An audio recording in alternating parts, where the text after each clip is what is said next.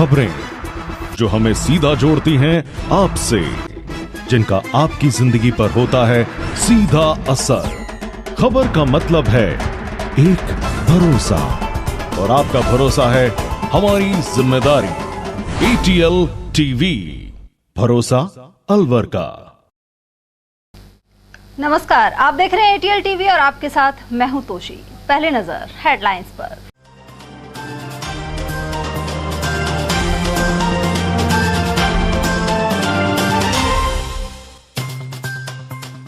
बहुचर्चित Rakbar mob lynching मामले में 4 दोषियों को हुई 7 साल की कैद। अलवर कोर्ट ने सुनाया फैसला।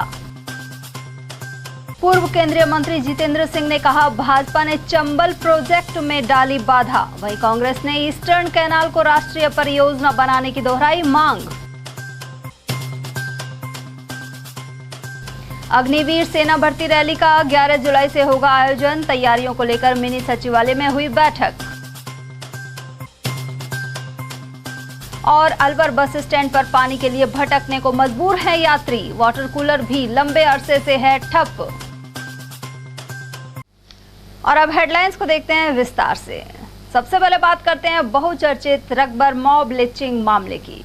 इस प्रकरण में 4 आरोपियों को 7-7 वर्ष की सजा सुनाई गई है, जबकि एक आरोपी को रिहा कर दिया गया।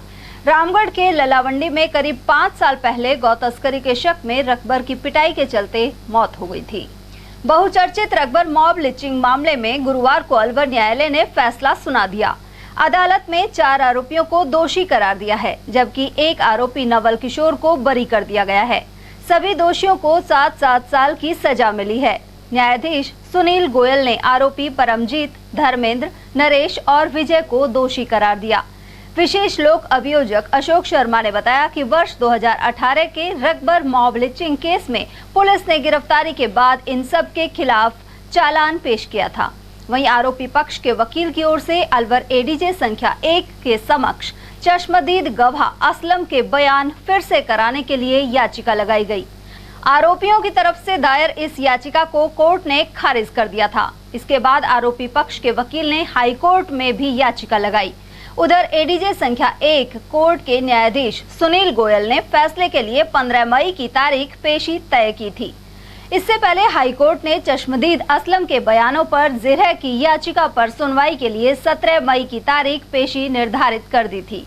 इसके चलते अलवर एडीजे संख्या 1 ने निर्णय 25 मई को देना तय किया। अपर सेशन न्यायाधीश क्रम संख्या 1 ने दंडादेश सुनाते समय धारा 304 पार्ट फर्स्ट में चारों आरोपीगण को 7 वर्ष का कारावास व प्रत्येक को 10-10 हजार रुपए के जो अर्थदंड से दंडित किया गया। इसके अलावा धारा 341 में 1 माह का दंड व 500 रुपए के अर्थदंड से दंडित किया गया है। ये अलग अलग चलेंगे? नहीं, ये दोनों सजाएं साथ-साथ चलेंगे। टर्निंग पॉइंट क्या रहा जिन्होंने ने माना आपके साथ? देखिए, इस प्रकरण में जो सबसे बड़ा टर्निंग पॉइंट ये रहा कि कोर्ट ने इसको culpable homicide not amount to murder माना। मीनिंग बाई कि कोर्ट का ये नतीजा रहा कि इनकी इस बात का तो ज्ञान था कि इस कृत्य से इसकी मृत्यु हो सकती है, लेकिन इनका आशय मृत्यु पारित करने का नहीं हो सकता था, क्योंकि जो चोटों की जो स्थितियां थी वो चोटें जो हैं सिर वगैरह ऐसे पार्ट्स पे नहीं थी, बाकायदा हाथ पैरों पर और चेस्ट पे चोटें थी और जो ब्लंट ऑब्जेक्ट से कारित की गई।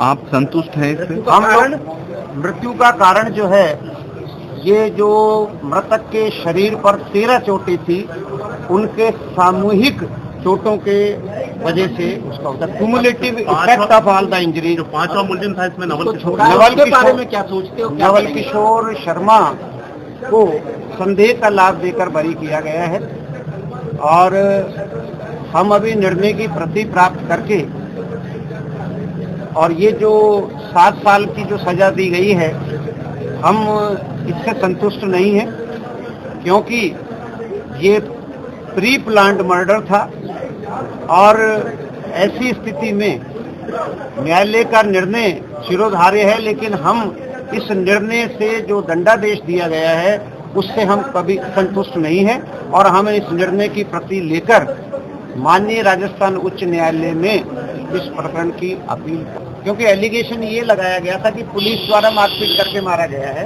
तो उन्होंने पूरी न्यायिक जांच करने के बाद केवल इतना माना था कि ये जो व्यक्ति की मृत्यु हुई है, अगर इसको टाइमली मेडिकल हेल्प मिल जाती तो ये बच सकता था। तो ये इतनी सी नेग्लिजेंसी उस न्यायिक जांच में मानी गई थी, अदरवाइज पुलिस का कोई इसमें। गौरतलब है कि रकबर उर्फ अकबर हरियाणा के कोलगांव का रहने वाला था। वह अपने दोस्त असलम के साथ 20 जुलाई 2018 की रात रामगढ़ के ललावंडी गांव से पैदल गाय ले जा रहे थे।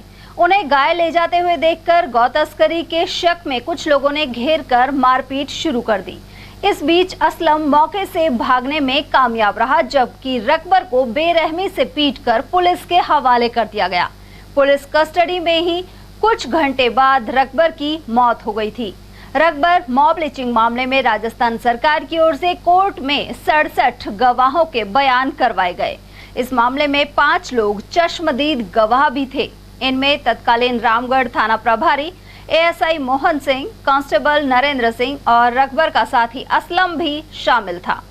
राज्य सरकार की ओर से इस मामले की पैरवी के लिए जयपुर हाईकोर्ट के सीनियर वकील नासिर अली नकवी को स्पेशल पीपी नियुक्त किया गया था। वहीं आरोपियों की ओर से एडवोकेट हेमराज ने पैरवी की।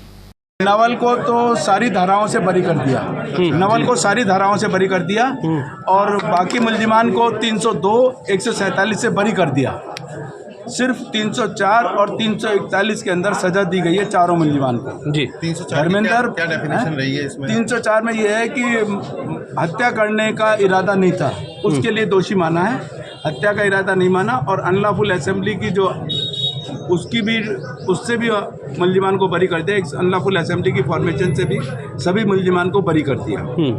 इसलिए उसके आधार पर जो है मॉब लॉन्चिंग वाला मामला साबित नहीं होता प्रोसिक्यूशन के। लेकिन चूंकि न्यायिक जांच के अंदर पुलिस को ही दोषी माना था, न्यायिक जांच की जो रिपोर्ट हमने पत्रावली पर पेश की उसमें न्यायिक अधिकारी ने पुलिस कर्मियों को दोषी माना, लेकिन अदालत ने उसको नज़रअंदाज किया और असलम के बयान के अंदर किसी भी अभियुक्त का नाम नहीं था। ये दोनों चीज़ें न्यायिक जांच के अंदर आई थी, लेकिन न्यायिक जांच को अभियोजन ने जानबूझकर न्यायालय में प्रस्तुत नहीं किया। हमने पुलिस अधीक्षक अलवर को, डीजी को और होम विभाग को इस बात का नोटिस दिया है कि जब आपने जांच कराई, न्यायिक पुलिस अभिरक्षा के अंदर आदमी मरा और आपने जांच कराई और जांच करने के पश्चात आपके अधिकारियों को दोषी माना और उस दोषी मानने के बावजूद भी आपने अपने पुलिस कर्मियों के खिलाफ किसी प्रकार की कोई कार्रवाई नहीं की, इसके लिए भी हमने उनको नोटिस दिया हुआ है। जी सर, चारों को भी क्या सजा सुनाई और उसके लिए आगे आप 304 के अंदर 7 साल की सजा सुनाई है। उसके लिए हम अपील माननीय उच्च न्यायालय के अंदर करेंगे। माननीय उच्च न्यायालय के अंदर अपील के लिए टाइम है 1 महीने का हमारे पास। हम जल्दी से जल्दी अपील पेश करेंगे। अपील पेश करके सेंटेंस सस्पेंड होगा। उसके हम तो असंतुष्ट हैं, हम तो अपील पेश करेंगे क्योंकि पुलिस न्यायिक जांच में ही न्यायिक अधिकारी द्वारा जांच की गई, उसके अंदर पुलिस को दोषी माना, तो पुलिस का वर्चस्व कैसे रहेगा जब न्यायिक अधिकारी पुलिस कर्मियों को दोषी मानता है। पुलिस अधीक्षक अलवर ने एक लेटर लिखा है कि पुलिस अभिरक्षा में आदमी की मृत्यु हुई, उसके ऊपर न्यायिक जांच का आदेश दिया गया। जब न्यायिक अधिकारी इस बात को मानता है कि पुलिस कर्मियों का दोषी है, फिर भी लेकिन पुलिस उस न्यायिक अधिकारी की जांच को नजरअंदाज करके मुल्जिमान का चालान पेश करता है, इससे बड़ी पराकाष्ठा क्या होगी।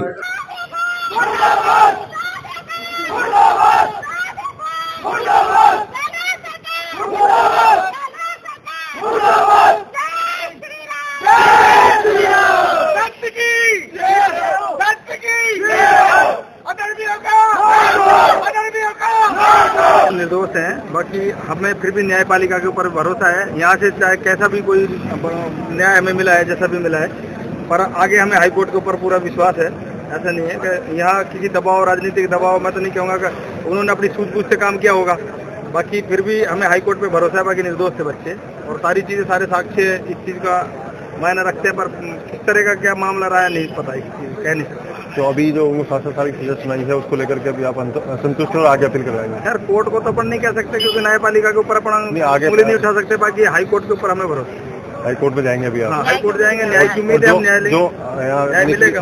आज जो कोर्ट ने आपको राहत दी है उसमें आप क्या मानते हैं? मैं कह रहा हूँ, पहले भी कह चुका हूँ, न्यायपालिका के ऊपर हमें भरोसा, न्यायपालिका के ऊपर हम कोई भी तरह की किसी कैसा भी कोई टिप्पणी नहीं कर सकते। पुलिस ने आपको लेकर के दावे किए थे कि पूरा रोल था लैंड मैनेजमेंट। पुलिस तो दावा करती रही है और करती रहेगी आगे भी, बाकी इस तरह का कोई नहीं है, पुलिस कहना है तो कुछ नहीं है, पर जो न्याय है अभी यहाँ न्याय मिला है, कुछ आगे न्याय मिलेगा। हम अगर यहाँ भी लग रहा है आपको कि न्याय मिला है थोड़ा, और न्याय मिला है, बाकी आगे जो बाकी है तो उस चीज को हम आगे हाई कोर्ट से। गौरतलब है कि यह प्रकरण देश भर में सुर्खियों में रहा था। वहीं गुरुवार को इसका बहुप्रतीक्षित फैसला आ गया। अलवर में पेयजल संकट गहरा रहा है। वहीं चंबल से पानी लाने का प्रोजेक्ट अपने कार्यकाल में भिजवाने वाले पूर्व केंद्रीय मंत्री जितेंद्र सिंह का आरोप है कि भाजपा ने इस योजना में बाधा डाल दी। एटीएल से बातचीत में जितेंद्र सिंह ने कहा कि भाजपा ने चंबल प्रोजेक्ट को अपने शासनकाल में ईस्टर्न कैनाल परियोजना का नाम दे डाला। इसके अलावा प्रधानमंत्री ने राजस्थान में किए गए उस ऐलान को भी पूरा नहीं किया कि ईआरसीपी को राष्ट्रीय परियोजना घोषित किया जाएगा। गजेंद्र सिंह शेखावत के केंद्र सरकार में जल मंत्री बनने के बाद भी इस पर ध्यान देने के बजाय वे राजस्थान सरकार की योजनाओं को फेल करने में लगे हुए हैं। साथ ही अलवर सांसद महत बालकनाथ चुप्पी साधे हुए हैं। बहुत ही विकट स्थिति पैदा हो चुकी है, दयनीय स्थिति हो चुकी है राजस्थान की। जल स्तर नीचे गिर रहा है। लगभग 80 और 90% जो हमारे ब्लॉक्स हैं, पंचायत समितियां हैं, विधानसभा क्षेत्र हैं, वो डार्क जोन में डिक्लेयर हो चुके हैं। मेरा मानना यह है कि अगर सरकार ने, केंद्र सरकार ने कदम नहीं उठाया तो एक तरह से राजस्थान के अंदर तराई मच जाएगी और एक तरह से एक रेवोल्यूशन भी आ सकता है, एक बहुत बड़ा आंदोलन भी खड़ा हो सकता है। राजस्थान सरकार ने, माननीय अशोक गहलोत जी ने अपनी बजट घोषणा के अंदर ये 4-5 जिलों को पानी देने का, चंबल की पानी की योजना बनाई थी, लेकिन उसके ऊपर डीपीआर की तैयारी हो गई, सारा काम उस पर शुरू हो गया था, लेकिन सरकार बदलने के बाद भारतीय जनता पार्टी ने उस पूरी स्कीम को ख़त्म कर दिया और उसके बाद लगभग आज 8-9 साल हो गए हैं और कोई भी पानी की बड़ी स्कीम नहीं आई है।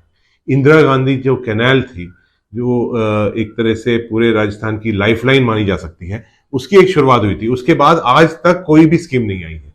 और महत्वपूर्ण ये है कि जो हमारा ईस्टर्न राजस्थान का इलाका है, चाहे वो झालावाड़ हो, चाहे वो बारा हो, कोटा हो, बूंदी हो, दौसा हो, अजमेर हो, जयपुर का पार्ट हो, धौलपुर हो, करौली हो, ये सारा जो पूरा इलाका है और ख़ास तौर से उसके अंदर अलवर भी शामिल है कि ये इसके यहाँ जल स्तर बहुत नीचे गिर चुका है। बहुत बड़ी एक आगे समस्या आने वाली है। हाल ही में हमने देखा है कि पिछले हफ्ते 3-3 और 5-5 दिन के अंदर पानी दिया जा रहा था। ये कभी किसी ने भी नहीं देखा है। और पीड़ा मुझे इस बात की भी होती है, दुख इस बात का होता है कि हमें बहुत बड़ी उम्मीद थी कि माननीय गजेंद्र सिंह शेखावत साहब, जो हमारे जोधपुर से सांसद हैं और वो एक जल शक्ति मंत्री बने, तो हम सबों को एक तरह से खुशी हुई कि एक हमारा मंत्री बना है और राजस्थान की जो सबसे बड़ी समस्या है उसको वो दूर करेंगे। लेकिन यहाँ प्रधानमंत्री जी भी एक नहीं 2-2 बार आ गए, अपना भाषण के अंदर घोषणा कर गए कि हम ईआरसीपी की स्कीम चालू करेंगे। चालू करने की तो दूर की बात है, जब राजस्थान गवर्नमेंट ने प्रयास किया कि वो उस स्कीम की शुरुआत करे, अपने संसाधनों से शुरुआत करे, यहाँ से भारत सरकार से उसको रोक देने का आदेश जारी हुआ। देखिए, ये एक सराहनीय कार्य अशोक गहलोत जी ने किया है और जो भी हमारे संसाधन है, क्योंकि बहुत बड़ी स्कीम है, इसमें बिना सेंट्रल गवर्नमेंट की मदद के बाद वो चल नहीं सकती। तो आप कुछ चला सकते हैं, लेकिन लगभग राजस्थान का अगले 3-4 साल का पूरा बजट, चाहे वो स्वास्थ्य का हो, चाहे वो शिक्षा का हो, चाहे कोई भी बजट हो, सारा का वैसा बजट इसमें लगा दे, फिर वो जाके स्कीम पूरी हो सकती है। इसलिए बिना संसाधन के ये स्कीम पूरी चलेगी नहीं। लेकिन फिर भी एक बहुत बड़ी पहल अशोक गहलोत जी ने करी है, कांग्रेस पार्टी की सरकार ने की है कि इस स्कीम को हम चालू करेंगे और इसकी एक शुरुआत करेंगे और थोड़ा थोड़ा पैसा हर साल हम इसके अंदर लगाएंगे। लेकिन उसके अंदर भी उनके पेट में दर्द हो रहा है कि वो स्कीम कैसे राजस्थान गवर्नमेंट शुरू कर रही है। तो उनने चिट्ठी लिखी है कि आप इस स्कीम को चालू नहीं कर सकते हैं। तो आप सोचिए, पैसा देने की तो दूर की बात है, राष्ट्रीय परियोजना बनाने की दूसरी बात है, लेकिन यहाँ जो योजना चलाने का जो प्रयास राजस्थान सरकार का है उसको रोकने के लिए भी ये तैयार है। और वहीं जिला कांग्रेस कमेटी के अध्यक्ष योगेश मिश्रा ने कहा है कि भाजपा के अलवर जिले के सांसद और विधायक पूर्वी राजस्थान नहर परियोजना को राष्ट्रीय परियोजना घोषित करवाएं। इसके लिए उन्होंने प्रधानमंत्री मोदी से मुलाकात का सुझाव दिया है।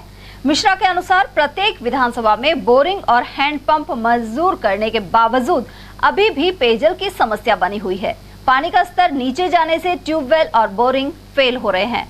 इस वजह से पेयजल समस्या का स्थायी समाधान बड़े प्रोजेक्ट से ही संभव है। देखिए, अलवर जिले में नगर परिषद में अलवर शहर में नगर परिषद का सभापति बीजेपी का, शहर विधायक बीजेपी का, अलवर जिले लोकसभा का सांसद बीजेपी का, ERCP की योजना सारा स्टेट पुकार रहा है। हमारे मुख्यमंत्री जी ने 6 चिट्ठी लिख दी प्रधानमंत्री जी को। इनके खुद जल संसाधन मंत्री गजेंद्र सिंह जी और PM साहब ने चुनावी सभा में अजमेर में घोषणा करी कि हम ERCP को राष्ट्रीय परियोजना बनाएंगे, लेकिन केवल इसलिए नहीं बना रहे कि कांग्रेस सरकार को इसका श्रेय नहीं मिलना चाहिए, चाहे जनता दुख पाए। उसके बावजूद बजट में 13,000 करोड़ रुपये ERCP के लिए हमारे गहलोत जी ने कर दिए। और ये संजय शर्मा जी जो बात कर रहे हैं कि यहाँ से पानी नहीं ला, भाई ग्राउंड वाटर जो है ना वो तो जमीन में रहा नहीं, और सिली सेड में भी पीने योग्य पानी तो नहीं। तो जब तक कोई ढंग का प्रोजेक्ट नहीं बनेगा, अलवर में अच्छी जगह से पानी कहीं से ERCP हो, चाहे अपनी ईसरदाबाद परियोजना हो, है चंबल के पानी का प्रोजेक्ट इन्होंने हमारा फेल करा दिया बीजेपी वालों ने। माननीय मुख्यमंत्री जी ने चंबल का पानी बनाया, भंवर साहब ने जब मंत्री थे तो 200 करोड़ रुपए उसके फिजिकल सर्वे में खर्च कर गए, जालूगी तक पानी आ गया। और अब उन्होंने उसका दोबारा एस्टीमेट बढ़ाकर उसको 12-13 जिले और जुड़वा दिए उसमें, उस प्रोजेक्ट को बीजेपी ने लेट करा। तो भारतीय जनता पार्टी चाहती है कि अलवर की जनता को पानी नहीं मिले और त्राई होती रहे, और हम बेचारे बन के कहते रहे हमारा राज नहीं है। अभी ये गलती विधायक जी की, सांसद जी की है। इनको प्रधानमंत्री जी से बात करनी चाहिए और ERCP को राष्ट्रीय प्रोजेक्ट बना करके और अलवर में ईस्टर्न कैनाल का पानी लाना चाहिए, तभी परमानेंट सॉल्यूशन होगा। बोरिंगों से, हैंडपंपों से, हालांकि अब हर विधानसभा में 10-10 3 फेज बोरिंग और 40-40 हैंडपंप मुख्यमंत्री जी ने बजट घोषणा की है, वो बोरिंग भी अभी लग गई। लेकिन जब चल का दोहन हम करते रहेंगे, पानी है नहीं तो जमीन में भी पानी कहाँ से निकलेगा। और वहीं शहर में वार्ड 27 स्थित धीवरों की बस्ती में मंजूरी के बावजूद बोरिंग नहीं लग पाई है। यहाँ के लोग पार्षद सुरेश वाल्मीकि के नेतृत्व में गुरुवार को मनुमार्ग स्थित जलदाय विभाग कार्यालय पहुंचे, लेकिन कार्यालय में कोई भी अधिकारी नहीं मिलने के चलते उन्होंने रोष का इजहार किया। पार्षद के अनुसार इस बस्ती में विधायक कोटे से 3 फेज की बोरिंग पिछले काफी समय से स्वीकृत है, लेकिन जलदाय विभाग द्वारा बोरिंग को नहीं लगवाया जा रहा। इसे लेकर हर बार उन्हें सिर्फ आश्वासन दिया जाता है। विधायक कोटा से एक 3 फेज बोरिंग सेक्शन हुई थी, उनको काफ़ी समय हो गया है और हम 15-20 दिन से हम लगातार अधिकारियों से संपर्क में हैं, लेकिन आते हैं जब भी हमें आश्वासन दे के जयपुर फाइल गई हुई है, वहाँ से आ जाएगी तब आपके से बोरिंग लगाएंगे, ऐसा हमें आश्वासन दिया जाता है। जबकि हमारे यहाँ पड़ोस में वार्ड 21 में और वार्ड 26 में अभी कुछ दिन पहले लगी है बोरिंग, लगातार लग रही है, लेकिन हमारे यहाँ कोई जन सुनवाई नहीं करता, हमारे यहाँ कोई ध्यान नहीं देता है। पानी की त्राई मची हुई है, दूसरे वार्डों से लाना पड़ रहा है, पानी की बड़ी समस्या है और पानी की सप्लाई भी केवल 20 मिनट से कम होती है। 3 दिन में एक बार सप्लाई होती है, वो भी बहुत कम, ना के बराबर है। अब आज यहाँ पर आए हो तो अधिकारी मिले? अधिकारी है ही नहीं, टीए साहब हैं, उन्होंने कहा है कि भाई जयपुर गए हुए हैं, हम फिर कल आएंगे। उधर शहर में वार्ड 8 में जल संकट बना हुआ है। यहाँ तीसकी पुलिस चौकी के पास काफी समय से पानी की समस्या व्याप्त है।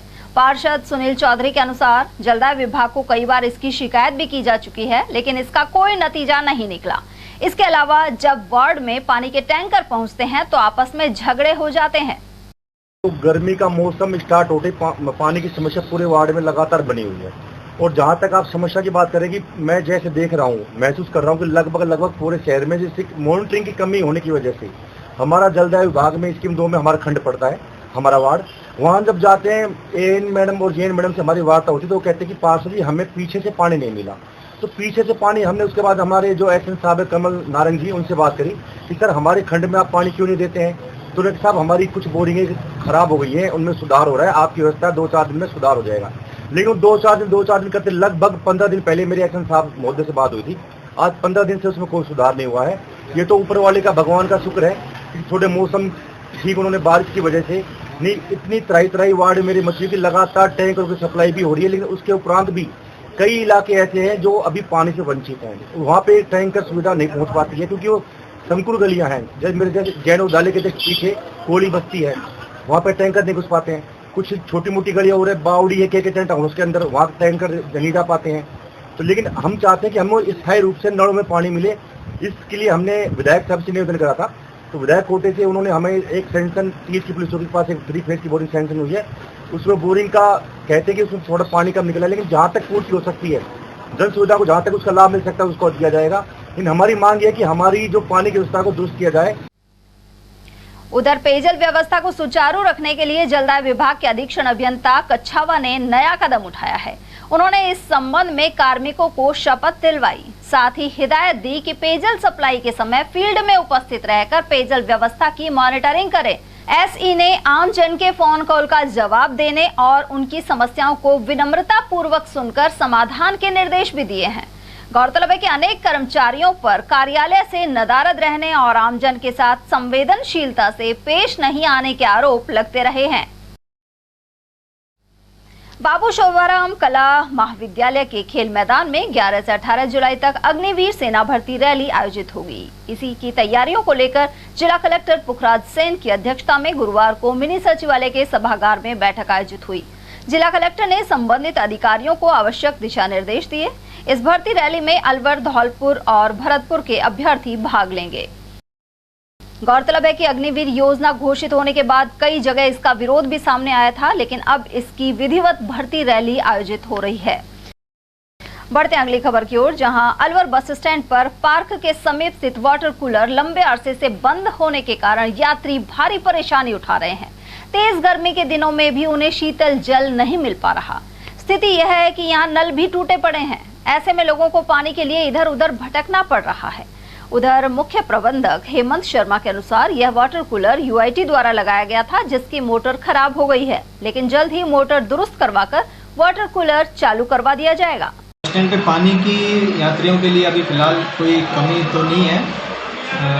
यहाँ पे 3 वाटर कूलर लगे हुए हैं, जिनमें से 2 वाटर कूलर चालू हालत में है और 1 वाटर कूलर जो पार्क के वहाँ पे जो यूआईटी के द्वारा लगाया गया था वो खराब है। वो भी कल या परसों में 1 या 2 दिन में चालू हो जाएगा। उसमें कोई मोटर की प्रॉब्लम थी, वो ठीक करवा दी गई है और 1 या 2 दिन में वो भी चालू होगा। गौरतलब है कि जिला मुख्यालय के इस बस स्टैंड से रोजाना सैकड़ों यात्रियों की आवाजाही रहती है। इसके बावजूद वाटर कूलर और पानी की व्यवस्था गड़बड़ाई हुई है। रुक करते हैं कठुमर का। कठुमर थाना क्षेत्र निवासी रामेश्वर को नाबालिग के अपहरण और दुष्कर्म के मामले में दोषी मानते हुए उम्र कैद एवं 6.5 लाख के जुर्माने की सजा सुनाई गई है। विशिष्ट न्यायाधीश पोक्सो अधिनियम संख्या 2 शिल्पा समीर ने यह फैसला दिया है। विशिष्ट लोक अभियोजक अशोक कुमार सैनी ने बताया कि 27 जुलाई 2021 को पीड़िता घर के बाहर अकेले बैठी हुई थी। इसी दौरान आरोपी उसे जबरदस्ती बाइक से सुनसान जगह ले गया और दुष्कर्म किया। टहला थाना अंतर्गत ग्राम घाट कुमला में 150 फुट गहरे कुएं में गिरने से एक व्यक्ति गंभीर रूप से घायल हो गया। वहीं स्थानीय ग्रामीणों की मदद से उसे सकुशल बाहर निकाला गया। जानकारी के अनुसार 42 वर्षीय बनवारी लाल मीणा खेत पर कुएं से पानी की मोटर खींच रहा था। इसी दौरान पैर फिसलने से वह गहरे कुएं में जा गिरा। मौके पर ही बनवारी लाल मीणा के 3 भाई भी मोटर निकाल रहे थे, जिन्होंने तुरंत ग्रामीणों की मदद से उसे बाहर निकाला। उपचार के लिए ग्रामीण को 108 एम्बुलेंस की मदद से सामान्य चिकित्सालय में लाया गया है। मोटर निकाल रहे थे कुआ में, रस्सी टूटने के कारण कुआ में गिर गए। मोटर को निकाल वो बाहर निकाला, मोटर जल गई थी, हम बाहर निकाला था। जल गई थी? हाँ, इसको बाहर निकाला था। जो रस्सा टूटने का कारण है क्या, फिर लाइन में आगे रहे क्या मैं कुआं में। कौन कौन था कुएं पे उस समय? हम चारों भाई, वो मोटर खींच रहे, लाइन को मैं डांट रहा था। रस्सा टूटने का कारण है क्या, फिर मैं लाइन में आ दूंगा। कितना गहरा कुआं है? 150 फुट। 150 फुट? फिर क्या किसने निकाला? मेरे भाई ने खाड़ी से पटवाल नीचे उतर के? हाँ। कौन सा गाँव है? कुंडला। पूर्व केंद्रीय मंत्री जितेंद्र सिंह ने गुरुवार को फूलबाग पैलेस स्थित अपने निवास पर आम जन से मुलाकात की। इस दौरान कैबिनेट मंत्री टीकाराम जूली सहित अनेक कांग्रेस पदाधिकारी मौजूद रहे। वहीं इस मौके पर यूथ कांग्रेस के विजयी रहे जिलाध्यक्ष कृष्ण यादव और अलवर जिले के सभी यूथ कांग्रेस ब्लॉक अध्यक्षों ने जितेंद्र सिंह और टीकाराम जूली का स्वागत किया। वहीं इन सभी को जितेंद्र सिंह ने शुभकामनाएं दी। उधर ग्रामीण क्षेत्र की महिलाओं ने मीणावाटी गीतों के जरिए पूर्व मंत्री सिंह की तारीफ के पुल बांधे। उधर यूथ कांग्रेस पदाधिकारियों को संबोधित करते हुए जितेंद्र सिंह ने कहा कि वर्तमान में सोशल मीडिया का युग है। ऐसे में सोशल मीडिया पर बेहतर पोस्ट भी की जाती है, वहीं दूसरी ओर आपत्तिजनक और भड़काऊ पोस्ट भी होती है, जिससे तनाव पैदा होता है। ऐसे में यूथ कांग्रेस को इन बातों का ध्यान रखना होगा। पूर्व केंद्रीय मंत्री ने यह भी कहा कि कार्यकर्ता मुख्यमंत्री अशोक गहलोत द्वारा चलाई गई जन कल्याणकारी योजनाओं की जानकारी आम जन तक पहुंचाएं, साथ ही राहत शिविरों में अपनी उपस्थिति दें।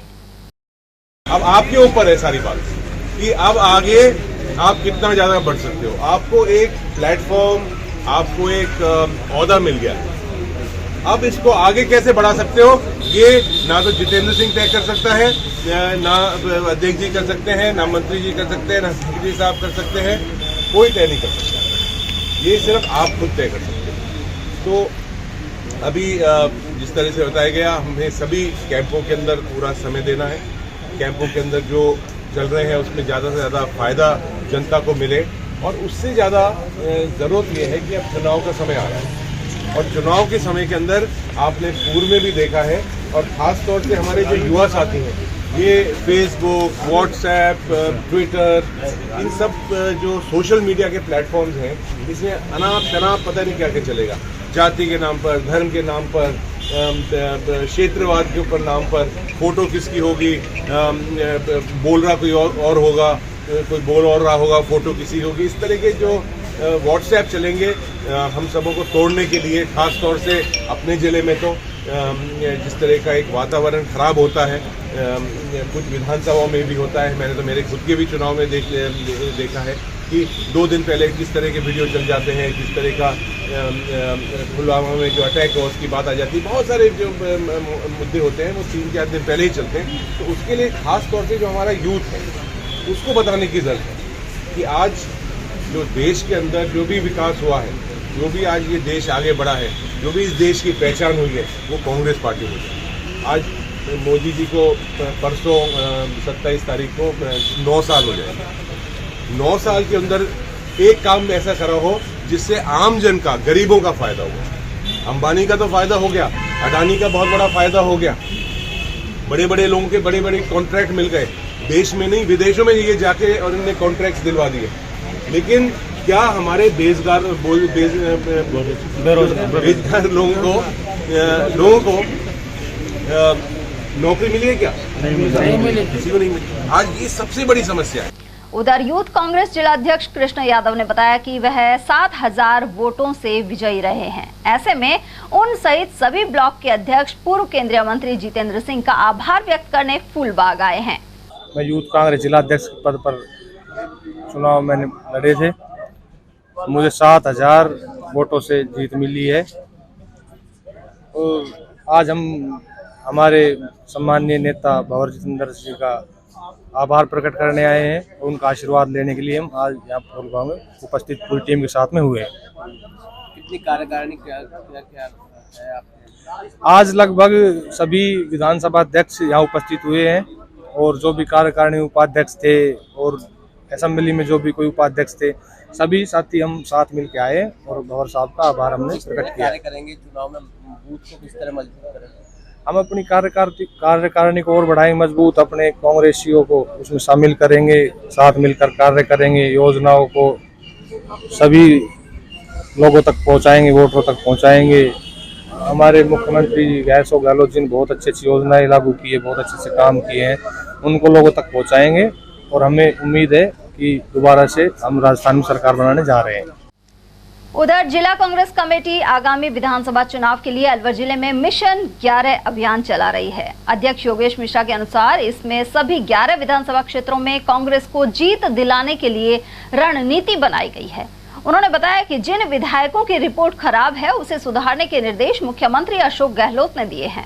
इसके अलावा सर्वे में जिन लोगों का नाम जनता द्वारा दिया जाएगा उन्हीं को टिकट मिलेगा। मिश्रा के अनुसार जिले में मंडल अध्यक्ष और ब्लॉक अध्यक्ष बना दिए गए हैं। संगठन की मजबूती के अलावा राजस्थान सरकार की जन कल्याणकारी योजनाओं का लाभ भी कांग्रेस के प्रत्याशियों को मिलेगा। आने वाले विधानसभा चुनाव में जिस तरीके से हमारे राजस्थान के यशस्वी मुख्यमंत्री ने बजट दिया और उस बजट घोषणा के अनुसार जिस तरीके से महंगाई राहत कैंप लगाए, हर परिवार में 8 से 10 हज़ार रुपये का रिलीफ हर महीने अशोक गहलोत जी जैसे उस परिवार का बेटा हो इस तरीके से बन के दे रहे हैं, इससे जनता में पॉजिटिव मैसेज है। आम जन कहने लग गया कि अब तो राजस्थान में सरकार रिपीट होगी और जनता का जो लोगों का मिथक है कि एक बार कांग्रेस एक बार बीजेपी, वो नहीं चलेगा। अब कांग्रेस सरकार दोबारा बनेगी। उसके अलावा अलवर ज़िले में कांग्रेस पार्टी में हमने संगठन 11 हमारे 22 की 22 जो ब्लॉक है वो हमारे बन गए, 232 हमारे 132 हमारे मंडल बन गए, मंडलों की ब्लॉकों की कार्यकारिणी हमारी बढ़ रही है और मिशन 11 हमने चला रखा है। हमारा हर कार्यकर्ता सब महंगाई राहत कैंपों में जा रहा है, जनता को सुविधाएं दिलवा रहा है और मैं इसके लिए महंगाई राहत कैंप के जो प्रभारी अधिकारी हैं उन सबको भी धन्यवाद देता हूं कि वो सरकार को और हमारी पार्टी को और हमारी जनता को पूरा सहयोग कर रहे हैं, दिन रात मेहनत कर रहे हैं और 100% अलवर में तो मिशन 11 है, 11 सीट हम जीत के जाएंगे। सर, जिन विधायकों की रिपोर्ट कार्ड खराब है उनके जीतने पर संशय है, तो आप किस तरह से 11 के 11 जिनकी रिपोर्ट कार्ड किसी की खराब है तो सीएम साहब ने, भंवर साहब ने उनको बुला के समझा दिया कि आपकी रिपोर्ट आप ठीक करिए, जनता से आपके सर्वे में नाम आना चाहिए और वो सुधार कर भी रहे जो है। उसके अलावा बड़ी लीडरशिप निर्णय करती है टिकटों का, इनका ये उनके ऊपर है, लेकिन अलवर की जनता जिसको भी टिकट कांग्रेस देगी 11 सीटों को जिता के भेज रही है। भाजपा के पूर्व प्रदेश अध्यक्ष एवं पूर्व मंत्री अरुण चतुर्वेदी ने अलवर सहित पूरे राजस्थान में जमीन की बंदरबाट के आरोप लगाए हैं। उन्होंने बताया कि प्रदेश में इस समय तुष्टीकरण की राजनीति की जा रही है, साथ ही इसका असर आगामी विधानसभा चुनाव में देखने को मिलेगा।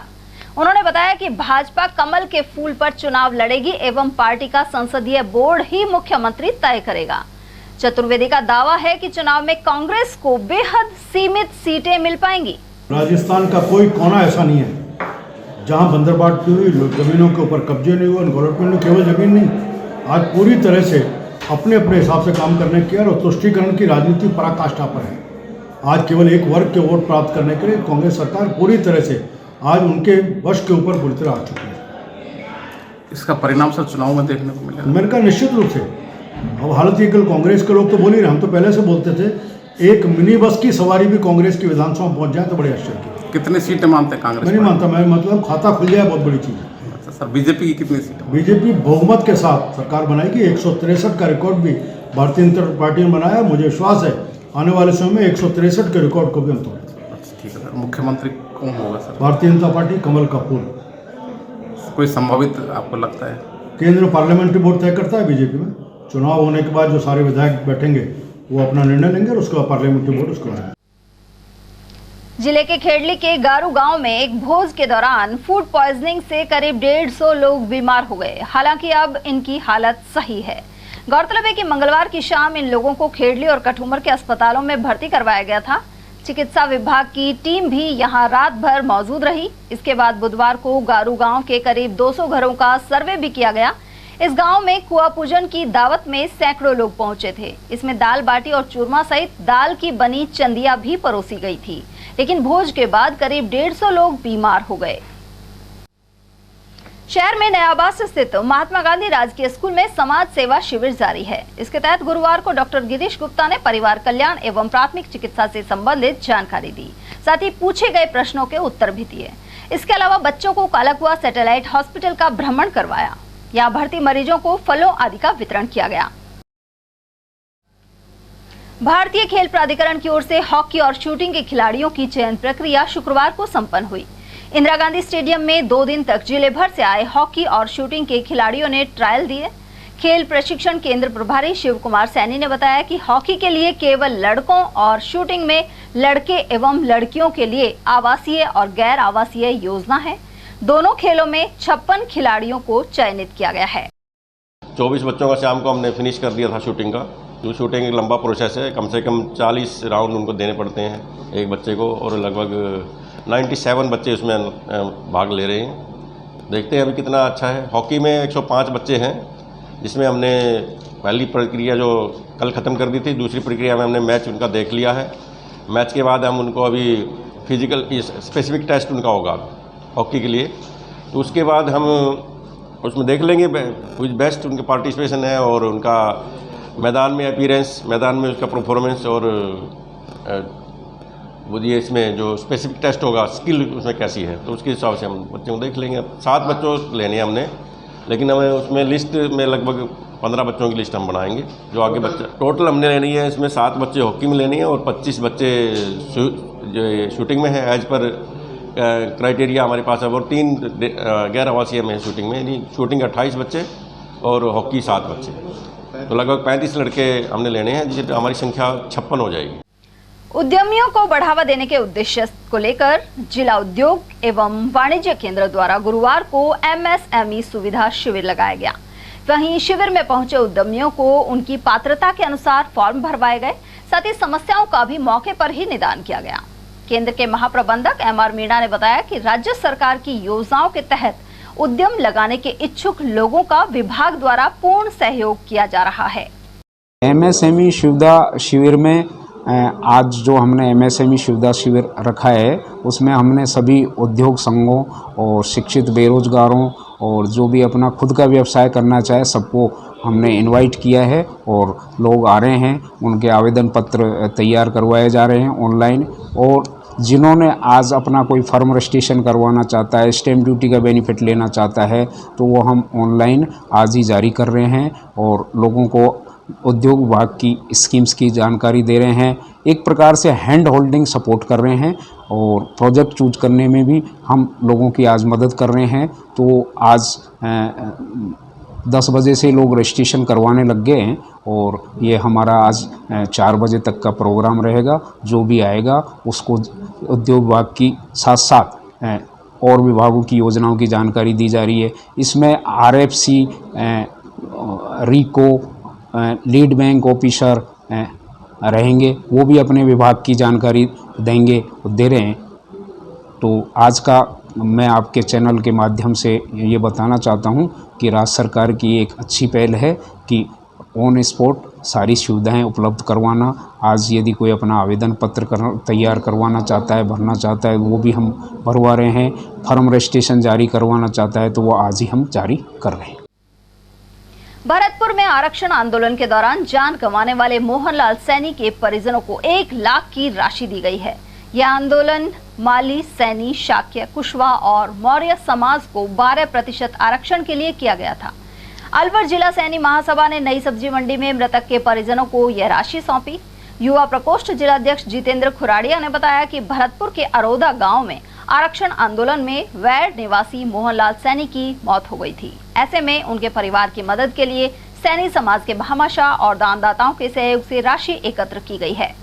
अलवर जिला सैनी महासभा के तत्वाधान में माली, सैनी, कुशवाहा, शाक्य, मौर्य समाज के 12% आरक्षण के आंदोलन के संदर्भ में दिनांक 21 अप्रैल 2023 को भरतपुर जिले के नदबई तहसील के अरोदा गांव में हमारा एक शहीद स्वर्गीय मोहनलाल सैनी आरक्षण आंदोलन में शहीद हो गया था। इसलिए उस आरक्षण आंदोलन में सैनी समाज ने घोषणा करी थी कि हम उसके परिवार को आर्थिक सहायता प्रदान करेंगे। इसलिए अलवर सैनी समाज ने सोशल मीडिया, भामाशाह और दानदाताओं के सहयोग से 1 लाख रुपए की आर्थिक सहायता एकत्रित करी थी उसको महात्मा ज्योतिबा फूले आरक्षण संघर्ष समिति के प्रदेश अध्यक्ष आदरणीय मणि लाल सैनी जी के अलवर आगमन पर सौंपी गई है, जिससे कि जो व्यक्ति हमारे समाज की आंदोलन की लड़ाई में शहीद हुआ था उसको आर्थिक संबल मिले। और साथ ही साथ 12% आरक्षण की आंदोलन की मांग को लिए यहाँ पर सभी समाज के बंधुओं ने बैठकर विचार विमर्श किया है कि हमने हमारा सरकार से वादा निभाया है, सरकार भी अपनी जो हमें समय अनुसार जो मांगे की है उनको पूरा करे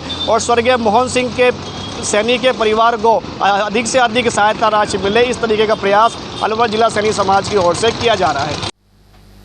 28 मई को विप्रो फाउंडेशन द्वारा थानागाजी कस्बे के खेल ग्राउंड में विप्र महाकुंभ के आयोजन की तैयारियां जारी हैं। इसी कड़ी में बुधवार को यहां भूमि पूजन किया गया।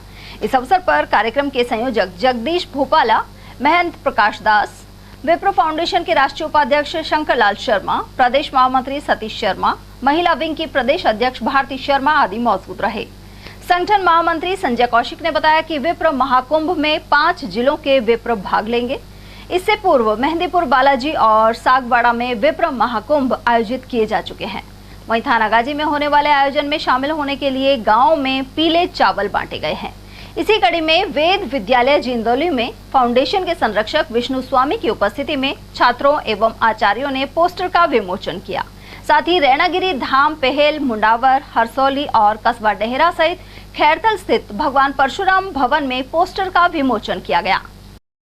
अलवर धर्मधरा में थानागाजी स्थान पर विप्रो महाकुंभ का आयोजन 28 मई को किया जा रहा है और ये न केवल अलवर ज़िले के लिए अपितु सारे क्षेत्र के लिए बड़ा ही गौरवशाली विषय है और प्रचार प्रसार निमित्त तथा इस वेद विद्यालय में बच्चों को और समस्त आचार्य गणों को निमंत्रण देने के लिए और पोस्टर विमोचन के लिए आज हमारा यहाँ आगमन हुआ है। सभी से निवेदन है, शास्त्री जी इत्यादि से, कि वो अपने बच्चों सहित वहाँ 28 तारीख को पधारें और इसकी सफलता के लिए भी हम इस पवित्र स्थान पर आकर के ये सदिच्छा व्यक्त कर रहे हैं कि हमारा 28 तारीख वाला ये कार्यक्रम बहुत अच्छे से संपन्न हो। और वहीं बालाकिला बफर जोन के जंगल में वन्य जीवों के लिए एटीएल की ओर से टैंकर भेजने का अभियान जारी है। गुरुवार को भी यहां पानी का टैंकर पहुंचा। हर साल गर्मियों में एटीएल द्वारा यह कदम उठाया जाता है। इससे वन्य जीवों को उनके समीप ही पानी मुहैया हो पाता है। अलवर शहर के वार्ड 43 की सड़क मंजूरी के बाद भी नहीं बन पाई है। स्थानीय निवासियों ने बताया कि यह रोड पहले यूआईटी से स्वीकृत हुआ था, लेकिन क्षेत्रीय पार्षद ने इसे कैंसिल करवाकर नगर परिषद से पास करवा लिया। नगर परिषद से यह रोड 13 फुट का मंजूर हुआ है, लेकिन पार्षद इसे 10 फुट का बनवाने पर अड़े हुए हैं। इसे लेकर तमाम स्तरों पर शिकायत के बाद भी समाधान नहीं हो पा रहा है। दूसरी ओर यह रोड कई महीनों से खुदा हुआ है और राहगीरों की आवाजाही मुश्किल हो गई है। Jat colony ward number 43 road की पैमाइश में रिकॉर्डेड 13 फीट के आसपास है, 4 मीटर के बहु है। इसके पश्चात रोड का कार्य भी, पहला रोड था उसको बिना खुदा करके बनाना अति आवश्यक होता है, नियम है, लेकिन फिर भी इसको खोद करके बनाया गया अग्रमित पार्षद स्वयं के द्वारा, जो गैर नियम से था। उसके पश्चात विभाग में जाकर के हमने मालूम किया तो रोड 13 फुट की पैमाइश में निकला। 13 फुट की पैमाइश के पश्चात बनाने के लिए निवेदन किया तो इसका अतिक्रमण 5 फीट के आसपास का दोनों तरफ का अतिक्रमण है। उतना ही अतिक्रमण सामने वाला कर लेगा तो कॉल में 10 फीट का रोड बचेगा, जिसमें ना तो कोई टैंकर पानी का घुस सकता, ना ही कोई फोर व्हीलर घुस सकता। इसलिए इसका अतिक्रमण अति आवश्यक हटाना है। नगर परिषद सीओ साहब ने भी इसका अतिक्रमण शो करते हुए यूआईटी को लिख दिया, क्योंकि नॉन प्लान में क्षेत्र आता है तो नॉन प्लान के क्षेत्र में यूआईटी सचिव को दे दिया कि भाई अतिक्रमण हटाने के पश्चात रोड का कार्य चालू किया जाए। और 92A के तहत यूआईटी ने भी इसको नोटिस जारी कर दिया, जो एक नियम होता है सड़क एरिया में अतिक्रमण। तो उसके पश्चात भी इसने आज दिनांक तक अपना अतिक्रमण नहीं हटाया है। तो प्रशासन से मैं तो यही मांग करता हूँ कि हम कर्मचारीगण, यहाँ के रहने वाले आम लोगों का, SC OBC सारी कास्टों का, वर्गों का ध्यान रखते हुए, गरीब लोगों का ध्यान रखते हुए और यहाँ पर इसका अतिक्रमण घटा करके रोड को पुनः चालू किया जाए और रोड पर तय पैमाइश के आधार पर बनाया जाए। गड्ढे करवा दिए, खुदवा दिया, रोड को अतिक्रमण कर रखा है।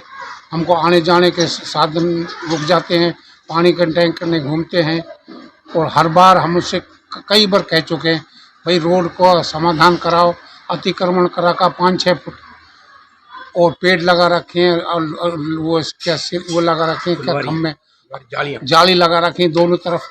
उन्हें हटता बड़ी परेशानी है आने जाने वाले लोगों को, परली तरफ आगे पीछे जाने वाले को हर तरह की परेशानी।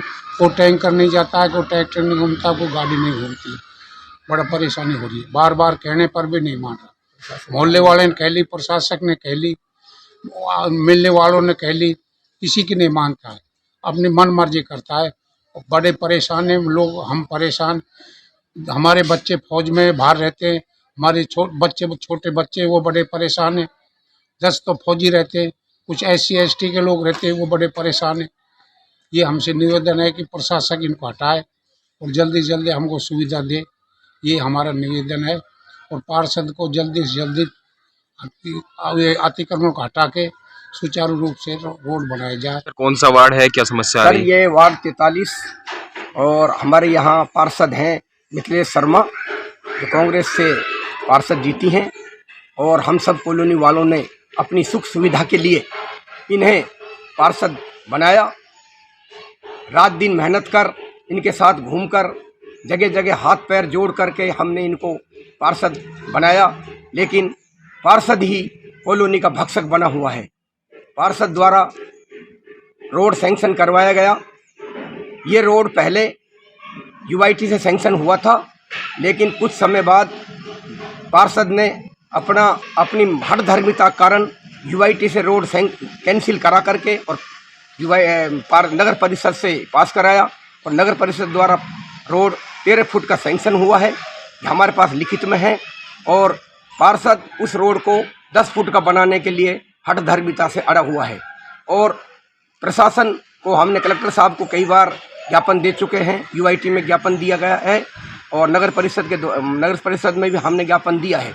लेकिन पार्षद की हठधर्मिता के कारण नगर परिषद, कलेक्टर साहब एवं UIT भी ध्यान नहीं दे रही है और कॉलोनी वासी परेशान हैं। ये रोड करीब 1-2 महीने से, करीब 2 माह से खुदा हुआ है और आने जाने वाले को परेशानी हो रही है। और लेकिन पार्षद किसी का भी बात मानने को तैयार नहीं है। पार्षद के दोनों तरफ उन्होंने अपने घर के बाहर 5-5 फुट का अतिक्रमण जाली लगाकर अतिक्रमण किया हुआ है और फुलवारी लगाई हुई है। मैं तो ये कहता हूँ फुलवारी लगाने के लिए अपने आंगन के अंदर फुलवारी लगाएं। रोड 20 फुट का रोड है, उसके अंदर अगर 5-5 फुट दोनों तरफ फुलवारी लग जाएगी तो ग्रामवासी या कॉलोनी वासी कैसे निकल पाएंगे। तो मेरा तो प्रशासन से यही है कि आप इसकी तरफ ध्यान दें और प्रशासन ध्यान देकर मौके पर आकर के और इसको हटाए। मैं कुछ दिन पहले, करीब 10 दिन 15 दिन पहले नगर परिषद आयुक्त मनीष चौधरी जी भी आकर इस मौके को देख गए हैं, लेकिन उन्होंने भी अनदेखी करते हुए इस पर ध्यान नहीं दिया। और यहाँ आए दिन झगड़े होते हैं, कई बार पुलिस आ चुकी है।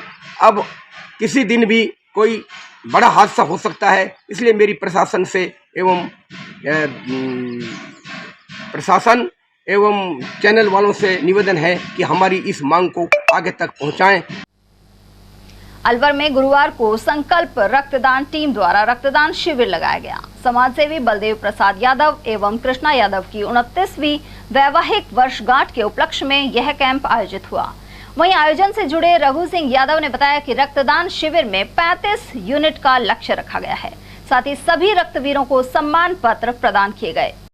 आज मेरे माता पिता की वैवाहिक वर्षगांठ 29वीं वैवाहिक वर्षगांठ के उपलक्ष्य में हमने मोती एजुकेशन हब नयावास के अंदर रक्तदान शिविर का आयोजन किया है।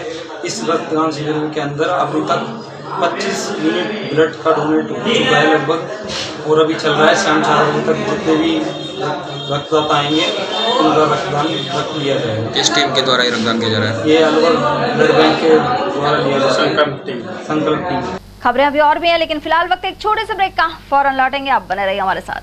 हीरे, सोने, चांदी के जेवरातों के विक्रेता दुर्गा प्रसाद सुनील दत्त ज्वेलर्स, बजाजा बाजार, Alwar.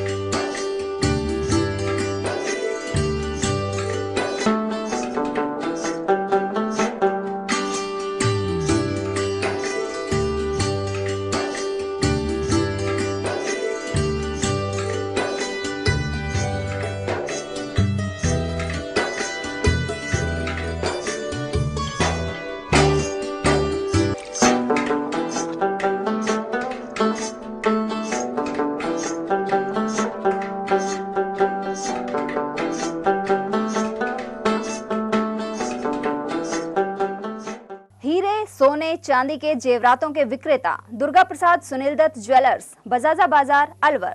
Phone number 0144233853 and 23386।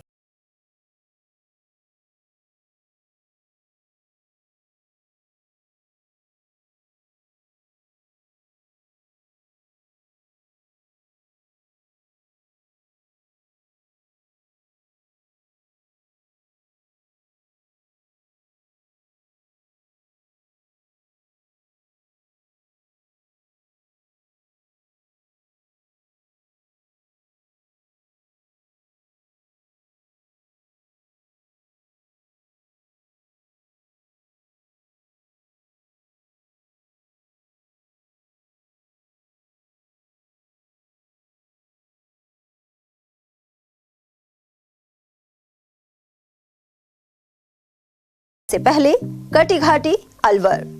Contact number 9414019769 and 9414019768। ATL द्वारा गर्मी के मौसम में वन्य जीवों के लिए जारी मुहिम के तहत काफी वर्षों से पानी और चारा बालाकिला जंगल में भेजा जा रहा है। मकसद यह है कि बेजुबान जानवरों को इस तेज गर्मी में पानी और चारे के लिए भटकना ना पड़े। एटीएल की इस मुहिम में आप लोग भी हमारे साथ सहयोग कर मूक प्राणियों की सेवा के जरिए पुण्य लाभ उठाएं। संपर्क करें मुकेश गुप्ता, निदेशक एटीएल। Mobile number 9414019207। चंद्रलोक सिटी तिजारा में फिर से खुल गया है अपने नए रंग रूप और नए स्वाद के साथ hotel Chandralok and food plaza. अब आप उठा सकते हैं लजीज व्यंजनों का स्वाद। South Indian foods, dosa, idli, Chinese foods, chowmein, Manchurian, spring roll व स्टार्टर में चिली पनीर, पंजाबी खाना, छोले भटूरे, स्पेशल थाली, आइसक्रीम एवं शेक्स और इतना ही नहीं, बच्चों के खेलने के लिए झूले और पार्क, शादी, बर्थडे पार्टी, एनिवर्सरी के फंक्शन के लिए AC banquet hall, stage, sofa, शानदार काउंटर सहित व गार्डन, पार्किंग सुविधा और ठहरने के लिए लग्जरी रूम, इवेंट और केटरिंग वो भी किफायती दामों में उपलब्ध है। तो आकर लजीज खाने का स्वाद उठाएं और अपनी बुकिंग तुरंत कराएं। पता गेट नंबर 1, चंद्रलोक सिटी, तिजारा। संपर्क करें 8971109660 पर या 8209838407 पर। ब्रेक के बाद एक बार फिर आप सभी का स्वागत है।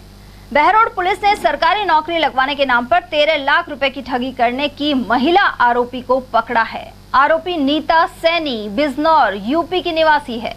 कारोड़ा निवासी युवक ने उसके खिलाफ ठगी का मामला दर्ज कराया था। वहीं पुलिस इस आरोपी से पूछताछ कर रही है। पंचायत समिति मालाखेड़ा की साधारण सभा की बैठक प्रधान वीरवती की अध्यक्षता में बुलाई गई, लेकिन पंचायत समिति सदस्यों की 8 महीने से चल रही हड़ताल के चलते उन्होंने बहिष्कार किया। कैबिनेट मंत्री टीकाराम जूली की समझाइश भी विफल रही। हड़ताल के कारण साधारण सभा में प्रस्तावों का अनुमोदन नहीं हो पा रहा है और विकास कार्य अटके हुए हैं। पंचायत समिति सदस्य गुड्डी नायक ने आरोप लगाया कि सरकार उनकी मांगों को नहीं सुन रही है। हमारा करीबन 8 माह हो चुका है बहिष्कार को चलते चलते, और हमने जयपुर में भी विधानसभा का घेराव किया था और एक दिन के लिए वहाँ पे गया था हमें सभी ग्राम पंचायत समिति सदस्यों ने मिल करके, लेकिन आज तक हमारी कोई मांगे पूरी नहीं हुई है। और मेरा तो अभी मंत्री महोदय जी से बात हुई तो मंत्री महोदय जी का भी यही कहना है कि बहिष्कार करने से क्या लाभ होगा। तो इसका मतलब हम हाथ पे हाथ धरे रहे, कह रहे हैं आपके काम होंगे। काम आज तक हुए कितने और आज तक करे कितने काम आपने? आज तक हमारे अभी एक भी काम नहीं हुए हैं। और मैं गुड्डी नायक एडवोकेट, पंचायत समिति सदस्य बीजवाड़ा का, मेरे सभी पंचायत समिति सदस्यों की तरफ से हमने बहिष्कार किया है। मालाखेड़ा प्रधान के पास सरकारी वाहन का अभाव बना हुआ है, इससे कामकाज पर भी असर पड़ रहा है। प्रधान वीरवती साधारण सभा की मीटिंग में भाग लेने के लिए गुरुवार को निजी बस से मालाखेड़ा पहुंची। उधर भारतीय किसान यूनियन के पदाधिकारी रहे धर्मी चौधरी, पंचायत समिति सदस्य शिवचरण शर्मा, गुड्डी नायक और समाजसेवी राजेंद्र चौधरी ने बताया कि यह जनप्रतिनिधि का अपमान है। नियमानुसार प्रधान को महीने में 10 दिन गाड़ी मिलती है, लेकिन मालाखेड़ा में ऐसा नजर नहीं आ रहा। निजी बस से मुझे इसलिए आना पड़ा कि आज साधना सभा की मीटिंग है और मुझे आदमी हर इंसान की समस्याएं सुननी थी और यहाँ हर सरपंच साहब, डायरेक्टर साहब जो भी आए हैं, आम जनता जो भी आई है, उनकी समस्या सुनने के लिए मैं आई हूँ। बस से बैठ के फिर बस स्टैंड से मैंने टेम्पो करा है। टेम्पो में बैठ के अपनी जो लक्ष्मी मैरिज होम है वहाँ पर हमारी मीटिंग चल रही है। लेकिन सरकारी गाड़ी है ना उम्र यहाँ पंचायत समिति में सरकारी गाड़ी है ना, तो वीडियो साहब एक का कहना है कि मैडम मुझे आपसे ज़्यादा मुझे गाड़ी की जरूरत है, कृपया आप अपनी दूसरी गाड़ी की व्यवस्था कर लीजिए। गाड़ी है, खुद की गाड़ी, इनको मिली थी गाड़ी है और ये ऑटो जा रही है 3 भैया से 3 व्हीलर से, वीडियो साहब अन्याय कर रहे हैं इसमें। मालाखेड़ा पंचायत समिति में इन दिनों सामाजिक सुरक्षा योजना के तहत स्वीकृत पेंशन बंद होने पर बड़ी संख्या में लोग सत्यापन करवाने आ रहे हैं।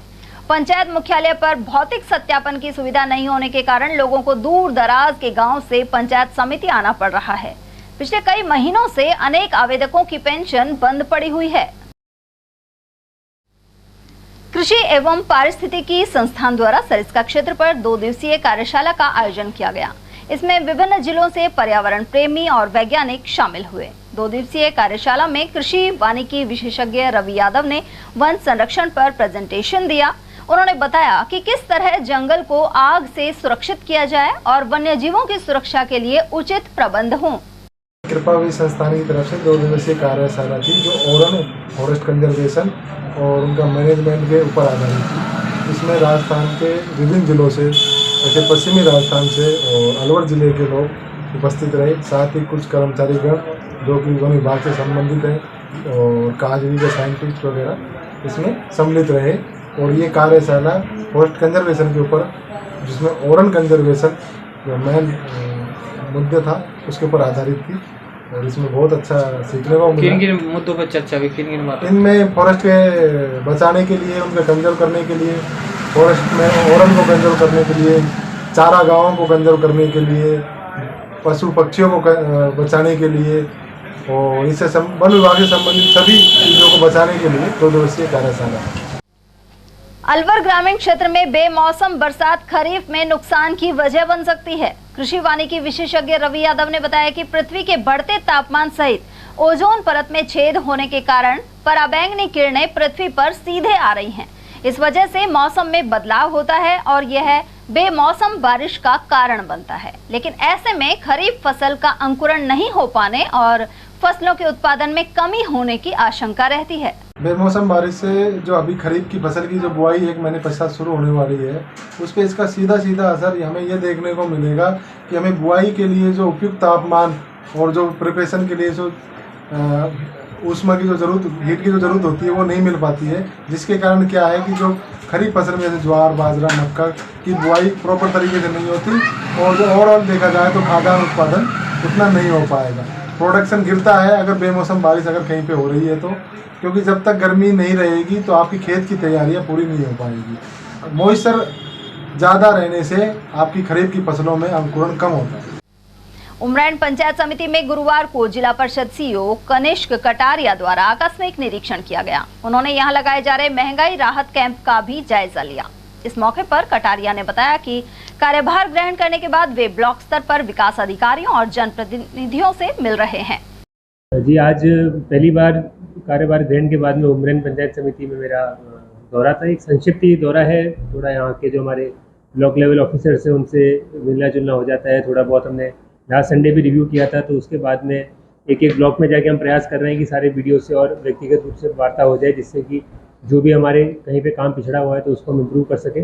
साथ ही हमारे जनप्रतिनिधि हैं उनसे भी थोड़ा संपर्क करना चाह रहे हैं कि उनके भी कोई इश्यूज़ वगैरह हैं या कोई भी काम अगर जो हमारे स्तर पे अगर पेंडिंग वगैरह हो तो उसकी जानकारी भी मिल जाए, जिससे कि उनको प्रायोरिटी पे हम लेके जल्दी। वहीं उमरैन प्रधान दौलत राम ने बताया कि जिला परिषद सीईओ ने पंचायत समिति में कर्मचारियों से मुलाकात की, साथ ही जारी कार्यों के बारे में भी जानकारी प्राप्त की है। हमारे जिला परिषद से नए सीईओ साहब आए हैं और जो जिस प्रकार से आचार हैं, विचार हैं, जिस प्रकार से उन्होंने सभी कर्मचारियों से बात की, पंचायत समिति के बारे में पूछा, तो लगता है कि वो काफ़ी एक्टिव हैं और उनका मन है कि एक नया काम, नया संदेश हम यहाँ से पंचायत समिति में आगे जाएं तो भेजें। तो मेरे को लगता है कि उम्मीद है कि वो हमारे लिए कुछ नया काम करके जाएंगे। सर क्या मांगे हैं, क्या काम है जो नया आप चाहते हैं? भाई अपन चाह रहे हैं जैसे नरेगा से कोई झील वगैरह हैं, तालाब वगैरह हैं, ग्रेविड सड़कें हैं और हमारे जो भी कुछ अटके हुए काम हैं पंचायत समिति के वो सीधे सुलझ जाएं। सर आचार संहिता 2 या 3 महीने बाद लग जाएगी, 3-4 महीने बाद फिर क्या काम रुके जाएंगे? नहीं, जिस प्रकार से आचार संहिता से पहले हम हमारे काम सैंक्शन कर देंगे और आचार संहिता में काम सारे चलते रहेंगे। उमरेन पंचायत समिति सभागार में गुरुवार को प्रधान की अध्यक्षता में साधारण सभा की बैठक आयोजित हुई। इस दौरान मुख्य अतिथि के रूप में कैबिनेट मंत्री टीकाराम जूली सहित उप प्रधान महेश सैनी, मालाखेड़ा सरपंच हिम्मत सिंह चौधरी और कार्मिक मौजूद रहे। ग्राम पंचायतों के जनप्रतिनिधियों ने पानी और बिजली की समस्या सामने रखी। मंत्री जूली ने इसके समाधान के लिए निर्देश दिए हैं। बैठक के दौरान मंत्री जूली ने अकबरपुर GSS पर फोन किया जो स्विच ऑफ मिला। इसके बाद उन्होंने एक्शन को फोन कर कार्रवाई के निर्देश दिए। पंचायत समिति उमरेन की साधारण सभा की बैठक रखी गई है जिसमें बिजली, पानी, सड़कों सहित अन्य जो मुद्दे हैं उन पर चर्चा की गई है। अधिकारियों को निर्देश दिए गए हैं कि समय से कार्यों को पूरा करें और विशेष रूप से बिजली की जो समस्या आ रही है, कल सारे ट्रांसफार्मर जो इधर किसानों के बाकी हैं वो कल दिलाए जाएंगे। अभी अधिकारियों को निर्देश दे दिए गए हैं। साथ ही साथ जो FRT की टीम है जो सही काम नहीं कर रही है उसके खिलाफ कार्रवाई करेंगे और नई FRT की टीम लोगों के लिए। किशनगढ़ बास के ग्राम बासड़ा में पीर बाबा वजीर शाह का विशाल मेला और भंडारा गुरुवार को भगत बाबा दुलीचंद के सानिध्य में संपन्न हुआ। मेला कार्यक्रम के मुख्य अतिथि विधायक एवं किसान आयोग उपाध्यक्ष दीपचंद खैरिया रहे, जबकि अध्यक्षता जिला प्रमुख बलबीर छिल्लर ने की। वहीं अति विशिष्ट अतिथि प्रधान BP सुमन, स्नेह फाउंडेशन के संस्थापक राम यादव और विशिष्ट अतिथि पार्षद सुनील सांवरिया रहे। इस दौरान भंडारे का आयोजन भी किया गया, साथ ही रागिनी प्रतियोगिता का आयोजन भी किया गया। और अब रुक करते हैं तिजारा का। तिजारा में लग रहे प्रशासन शहरों के और अभियान और महंगाई से राहत कैंप का विधायक संदीप यादव ने निरीक्षण किया। उनके साथ SDM महेंद्र सिंह यादव और नगर पालिका चेयरमैन झब्बूराम सैनी भी थे। क्षेत्रीय विधायक ने रजिस्ट्रेशन कराने आए लोगों से बातचीत की, साथ ही जन कल्याणकारी योजनाओं की जानकारी दी। इसके अलावा लाभार्थियों को गारंटी कार्ड वितरित किए गए।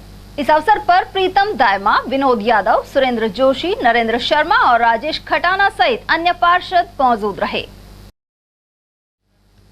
मणिपुर में हुई हिंसा और आगजनी के विरोध में दिल्ली के जंतर मंतर पर धरना प्रदर्शन किया गया। इस दौरान अलवर जिले और राजस्थान सहित कई राज्यों के महादेव सेना और RPI के प्रतिनिधि पहुंचे, साथ ही राष्ट्रपति के नाम ज्ञापन सौंपा गया। खिजूरीवास के सैकड़ों लोगों ने भिवाड़ी SP के नाम सहायक पुलिस अधीक्षक सुजीत शंकर को ज्ञापन दिया है। इसमें बताया गया है कि क्षेत्र के ग्राम बनबन के खेतों में कार्यकर्ती महिलाओं के साथ आपराधिक तत्वों द्वारा मारपीट की गई। ऐसे में निष्पक्ष जांच कर कार्रवाई की जानी चाहिए। घटनाक्रम को लेकर ग्रामीणों ने रोष जताया। हमारे समस्त ग्रामवासी उनके बहुओं के साथ, बेटों के साथ जो व्यवहार हुआ उससे सारे क्षुब्ध थे और क्षुब्धता की वजह से वो इतने अपने आप को अपमानित समझ रहे थे कि उनकी बहन बेटियों के साथ ऐसा व्यवहार हुआ है। उसके लिए गांव वालों ने एक मीटिंग बुलाई गांव के मंदिर में और उसमें ये सर्वसहमति निर्णय लिया गया कि जो बर्बरतापूर्ण व्यवहार है नारियों के साथ, हमारी बहू बेटियों के साथ, उसके खिलाफ हम प्रशासन के साथ, अधिकारियों के साथ मिलकर एक ज्ञापन देंगे और उसी उपलक्ष्य में ये समस्त ग्रामवासी हम साहब से मिलने के लिए, SP साहब से, एडिशनल साहब से, IPS साहब से मिलने के लिए 10 व्यक्ति घायल हैं और जिसमें लगभग ज़्यादातर महिलाएं हैं और महिलाओं के साथ जो इतना अपमानपूर्ण व्यवहार किया है उससे सारे गाँव के सारे निवासी क्षुब्ध हैं।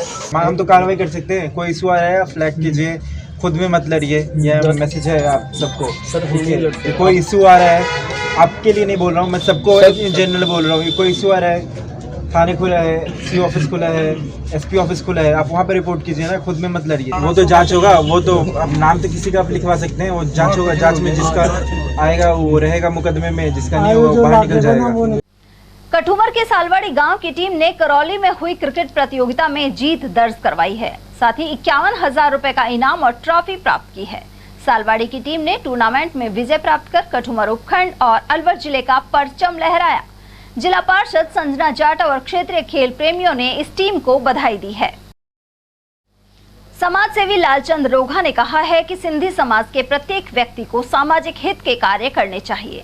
वे खैरथल में आनंद नगर कॉलोनी स्थित झूलेलाल मंदिर में सिंधी बाल संस्कार शिविर के समापन अवसर पर बोल रहे थे। भारतीय सिंधु सभा के प्रदेश संस्कृति एवं साहित्य मंत्री राजकुमार दादवानी ने बताया कि कैंप में लगभग 201 बच्चों को सिंधी भाषा एवं सिंधी संस्कृति का ज्ञान करवाया गया। इन बच्चों को सम्मानित भी किया गया। समारोह के दौरान दीपक लखवानी म्यूजिक ग्रुप के सहयोग से सांस्कृतिक कार्यक्रम भी हुए। वहीं इस मौके पर पूज्य सिंधी पंचायत अलवर जिलाध्यक्ष ओम प्रकाश रोघा ने भी विचार रखे। उधर इस दौरान झूलेलाल मंदिर के संरक्षक बाबा शीतलदास लालवानी, स्वामी ध्यानगिरी आश्रम के संत स्वामी गोविंद गिरी महाराज सहित कई प्रमुख लोग उपस्थित रहे। खैरथल कस्बे के समीप 2 मोटरसाइकिलों की भिड़ंत में एक व्यक्ति की मौत हो गई। थाना अधिकारी अंकेश कुमार ने बताया कि गत रात्रि जसोरिया कॉलोनी निवासी महेंद्र सोनी किशनगढ़ स्थित अपनी दुकान से लौट रहे थे। इसी दौरान यह हादसा हो गया। इसके चलते महेंद्र सोनी ने दम तोड़ दिया। वहीं एक्सीडेंट की खबर सुनते ही खैरथल सैटेलाइट हॉस्पिटल में भीड़ जमा हो गई। गुरुवार सुबह पुलिस ने पोस्टमार्टम करवाकर शव परिजनों को सुपुर्द कर दिया। बहादुरपुर ग्राम में एकल अभियान श्री हरि सत्संग समिति द्वारा श्री राम कथा का आयोजन किया गया। इस दौरान सैकड़ों की संख्या में महिलाओं ने कलश यात्रा निकाली, साथ ही डीजे की धुन पर नृत्य भी किया। कलश यात्रा से पूर्व व्यास गद्दी का पूजन कर कथावाचक शिवांगी का स्वागत किया गया। उन्होंने भजन भी प्रस्तुत किए। हिंदू वाहिनी संगठन के प्रदेशाध्यक्ष निर्मल सूरा ने बताया कि इस अभियान के तहत ग्रामीण क्षेत्रों में सनातन धर्म का जन जागरण किया जा रहा है। वहीं श्री राम कथा के दौरान गिरधारी मिश्रा, रामेश्वर दयाल, ब्रिजमोहन शर्मा, राजेश निहाला, भगवान सिंह, महावीर सिंह भाविक और रमन गुलाटी भी उपस्थित रहे और ये कथा 27 मई तक चलेगी।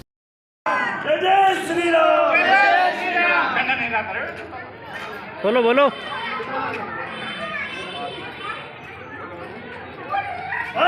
बहादुरपुर में एकल विद्यालय द्वारा राम कथा का आयोजन किया गया।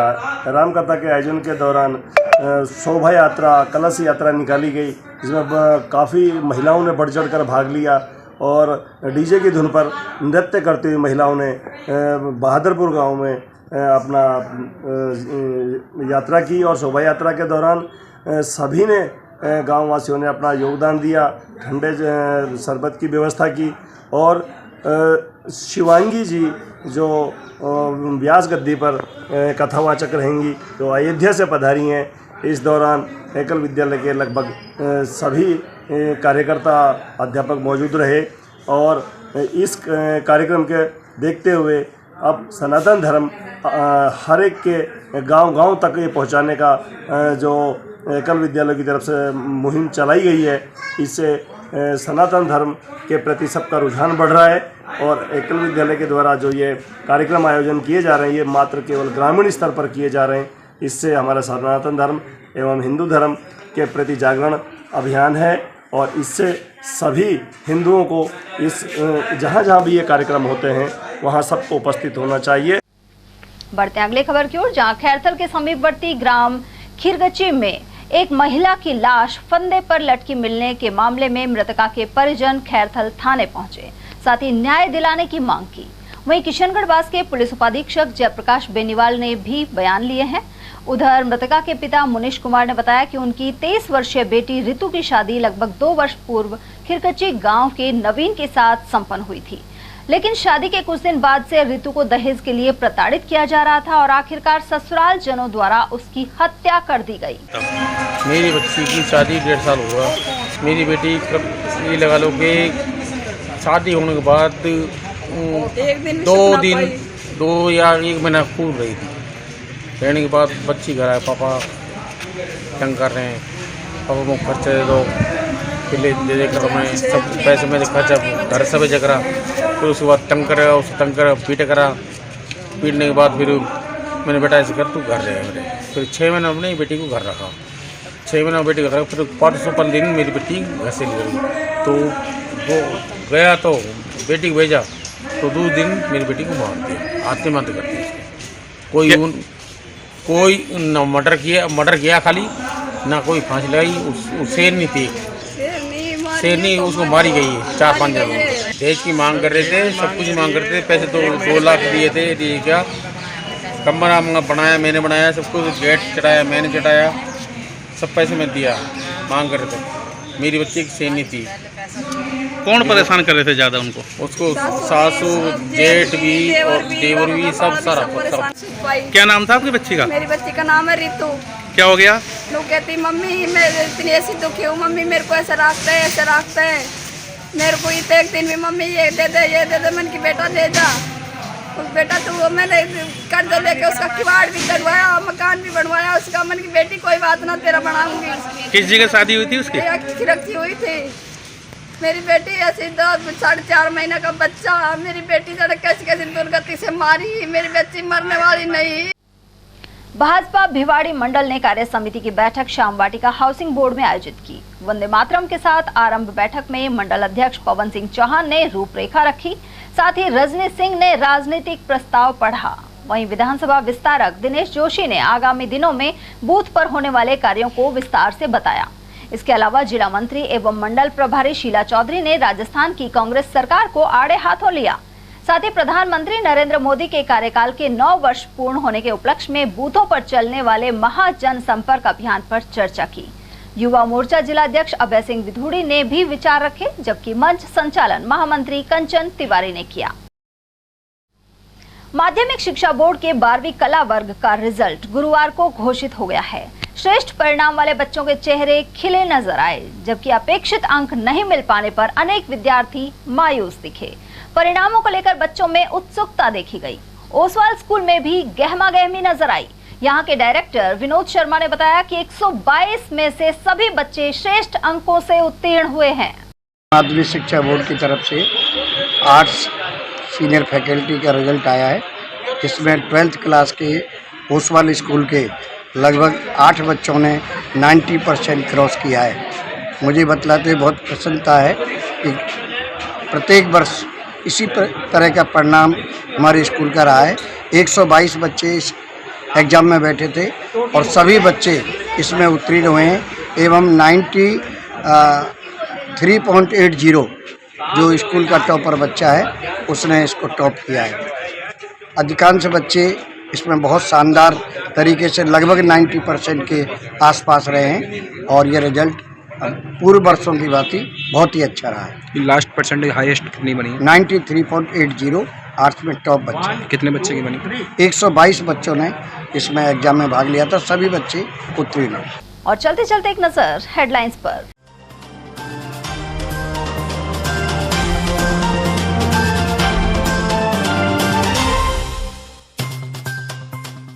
बहुचर्चित रकबर मॉब लिंचिंग मामले में 4 दोषियों को हुई 7 साल की कैद। अलवर कोर्ट ने सुनाया फैसला। पूर्व केंद्रीय मंत्री जितेंद्र सिंह ने कहा, भाजपा ने चंबल प्रोजेक्ट में डाली बाधा। वहीं कांग्रेस ने ईस्टर्न कैनाल को राष्ट्रीय परियोजना बनाने की दोहराई मांग। अग्निवीर सेना भर्ती रैली का 11 जुलाई से होगा आयोजन। तैयारियों को लेकर मिनी सचिवालय में हुई बैठक। और अलवर बस स्टैंड पर पानी के लिए भटकने को मजबूर है यात्री। वाटर कूलर भी लंबे अरसे से है ठप। एटीएल न्यूज में आज के लिए इतना ही। ताजा जानकारियों के लिए बने रहिए हमारे साथ। नमस्कार।